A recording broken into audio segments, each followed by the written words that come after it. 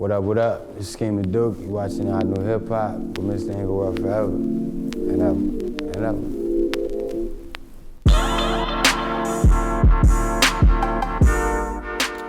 What up? Skeme Duke. I'm from Inglewood, California.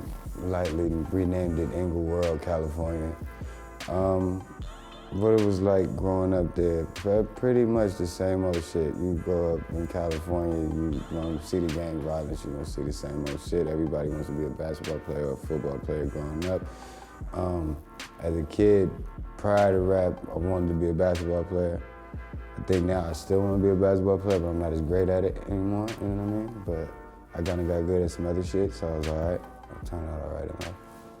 You know, my friends have jackets with like mink around the collar and shit, and it's a good life. Basically, I used to remember everybody's fucking music, like everybody's songs.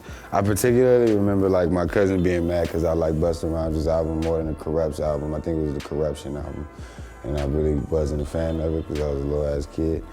And I used to always remember everybody's words to their songs and shit, but my dad used to say this shit like, man, if you can remember everybody else's shit, why don't you make your own shit?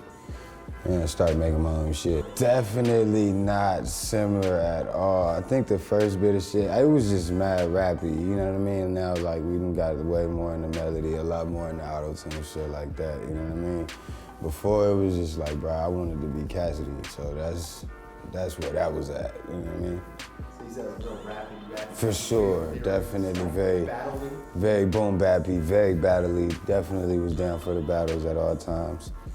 I think it was a good amount of niggas. I only lost one of them joints and it was really bad when I did lose. But other than that, my record's pretty clean with the battle rap. So anybody, you just want to run up on me and try to figure out like if I like fell too deep into the auto-tune shit, you can definitely try your luck and then I'm gonna definitely go ham. But other than that, we cool.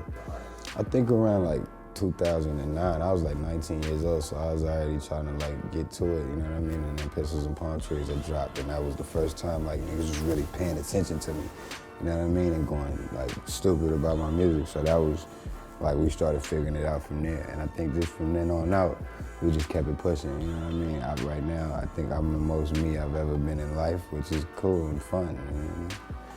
I'm high all the time too, so. You know, soul searching is a big thing nowadays.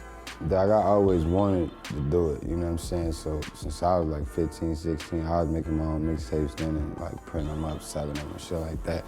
I think the first time we sold out a show, like I sold out a show by myself, we did the Key Club in LA. I remember I sold that joint out solo, and that was the time that I was just like, dog, I'm in it, you know what I mean? Like I'm gonna keep going from here for sure. And I think like the second stone was definitely that first $1 million. When you make that, it's a wrap. Yeah, that fucks it up for the rest of your life. Definitely wanted to go get 1 million tattoos on my face, because at this point, I'm never gonna get a job ever. So, yep, $1 million makes it to where you don't want to do anything else besides that. You know what I mean?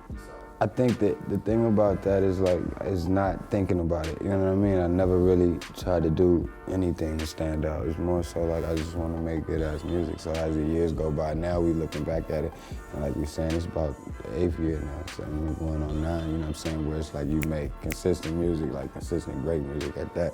So you just continuous with that. Other than that, it's like I could look back at a track record of a few guys and like you watch people fall off. At this point, we haven't really took a step backwards yet, you know what I'm saying? And that's gonna be the continuous thing with me. Other than that, I can't really say anything that would differentiate me from any other artist, you know what I'm saying? I'm from the West Coast and sound like an Atlanta nigga at times, you know what I'm saying? Or I go into a joint where it's like I end up singing the whole fucking song. Like, I'm not really looking into like thinking about being different from everybody, but today is gonna definitely be the day where I act on an emotion, and that's how I record. So if I end up sounding any kind of way, it's definitely just because everybody else is feeling kind of the way that I'm feeling. Other than that, I don't know.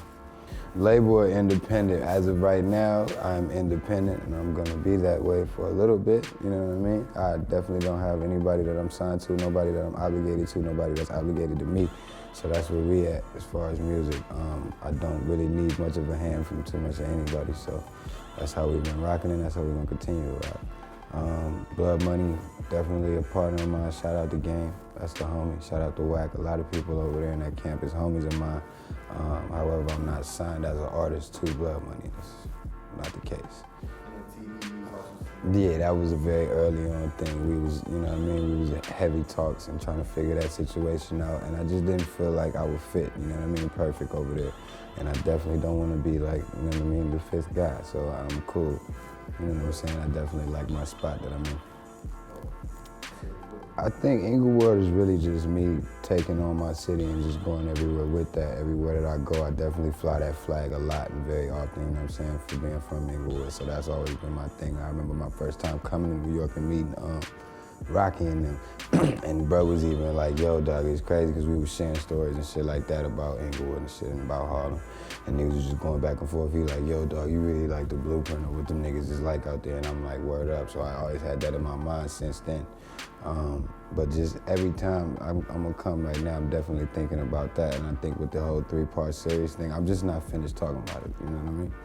Definitely talkative as far as my city goes. So I'm gonna keep that going for a little while. Okay, so we can expect more installments. Inglewood forever.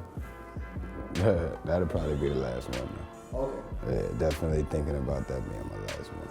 I like brown-skinned girls. I like lean. Definitely like lean 20-ounce styrofoam cups is actually my preference. Other than that, you know what I mean? Nah, I don't have nothing else to tell you. I like Cartier glasses, and I'm definitely going to buy that Benz truck.